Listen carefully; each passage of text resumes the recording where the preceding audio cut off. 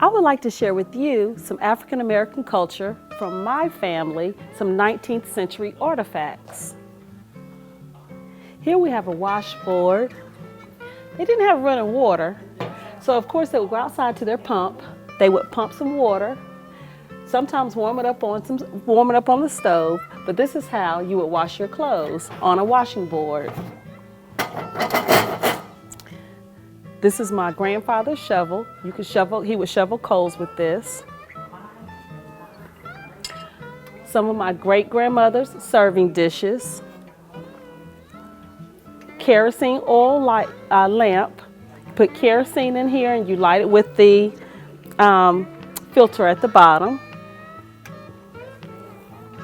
Cast iron pans.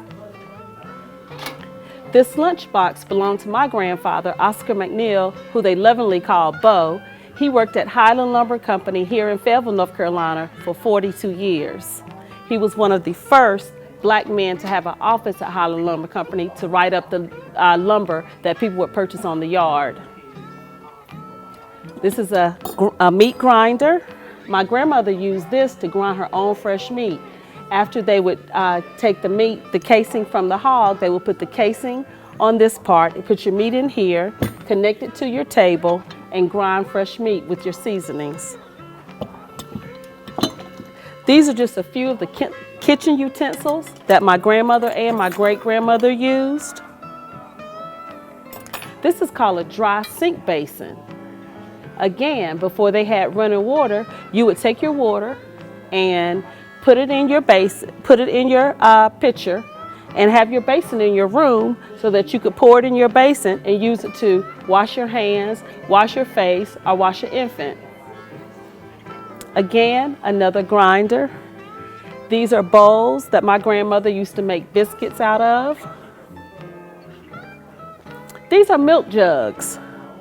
These milk jugs are very old, and they are from when milk was delivered to your front porch. This is a coffee grinder. These are irons. These irons were heated on the stove so that you could iron your clothes. They are very heavy. And then we come down to my great-grandmother's butter churn. This butter churn has to be close to 100 years old.